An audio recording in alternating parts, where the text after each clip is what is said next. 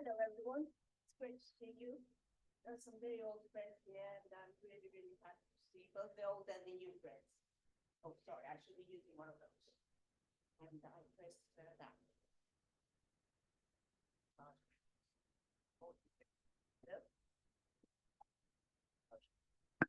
Okay. Again, really happy to be here. Thank you for everything. Thank you for a wonderful organization. Because our time is limited, I've actually written down some notes so as not to go on too long. And I would like to start by thanking the University of Applied Sciences in Vienna for hosting this year's conference, Johannes Jäger personally, for his wholehearted support and cooperation with the EuroMemo group.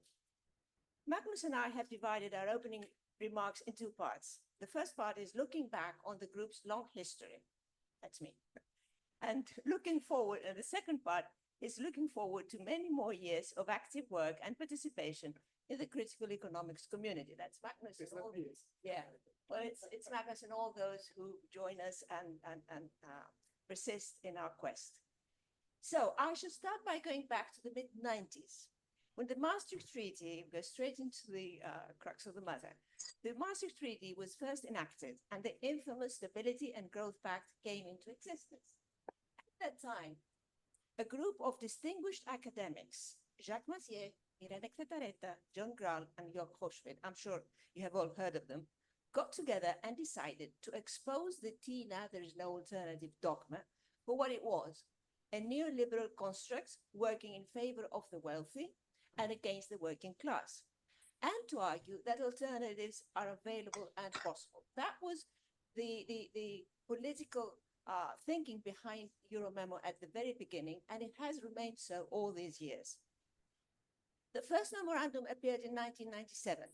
Since that time, the EuroMemo group has managed to organize an annual conference and to produce an annual report going over the main economic and social developments and policies in the EU and to make alternative proposals.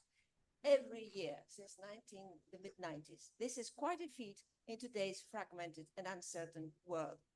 All memoranda can be downloaded from our website, euromemo.eu. And there are many of them have been translated into various languages.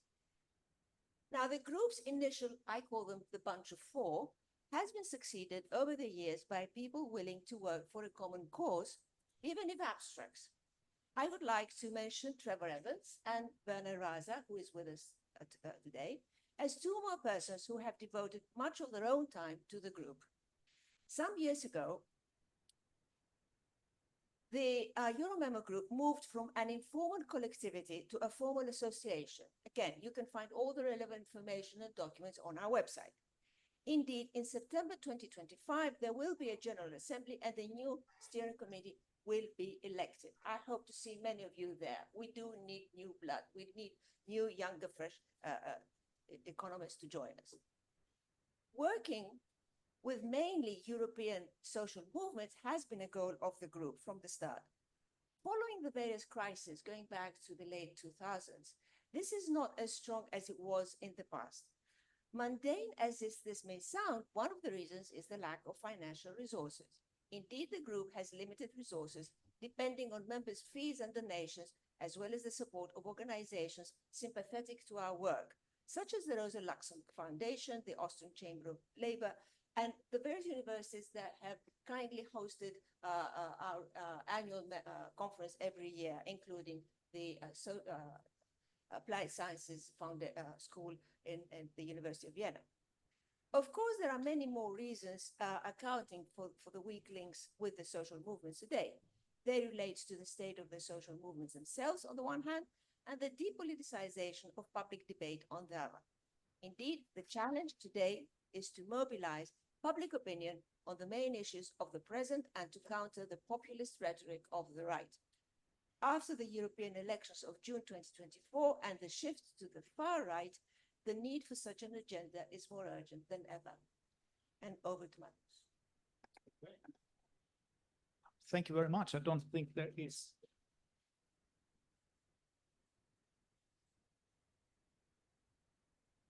I don't think there is much more to be said after that, I'm supposed to talk about the future. That's difficult because you can't predict the future, I don't think. But a couple of things to probably be said about EuroMemo today. First and foremost, I'm really, really pleased to see so many here. I think that during the COVID times, we had a real drop because we had to go online and all those kind of things. And the last couple of years, we have, starting really from a low base in terms of, not in terms of the quality of the EuroMemo, but in terms of participation. And it picked up last year in Naples, which I think was very, very good. And it's good to see that we're going from strength to strength.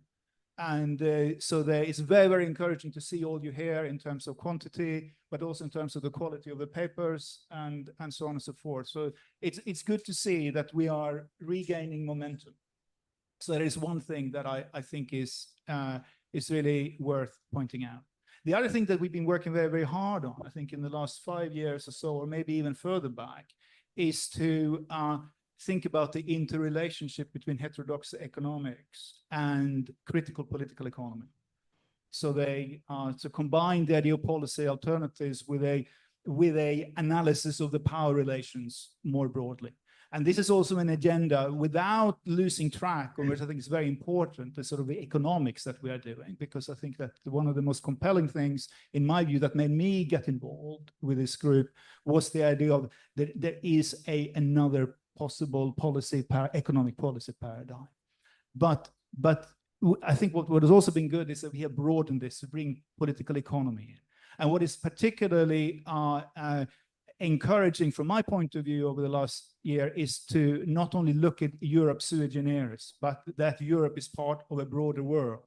And part of that is also interrogating Eurocentric forms of knowledge. And so it is really, really wonderful to see that we have been able to bring, thanks to the generous support of the Rosa Luxemburg Foundation again, speakers from the Global South. And indeed, very good to see the second plenary overcoming Eurocentrism towards global environmental justice. I think that is really, really great.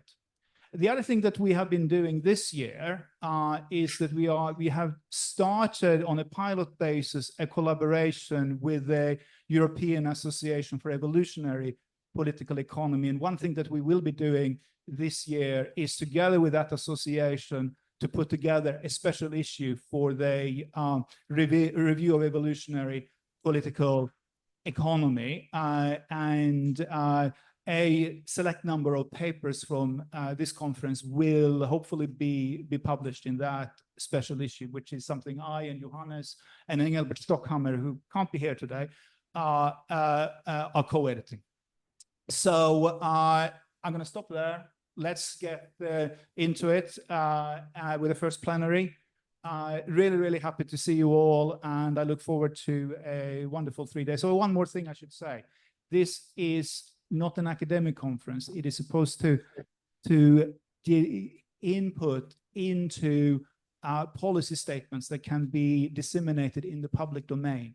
For that reason, on Saturday, after the conference, the core conference has been done, every year we have a planning meeting.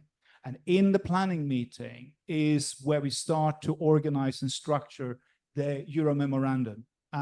And I would encourage as many of you as possible to participate in that, because that is a sort of a really the raison d'etre of what we are about.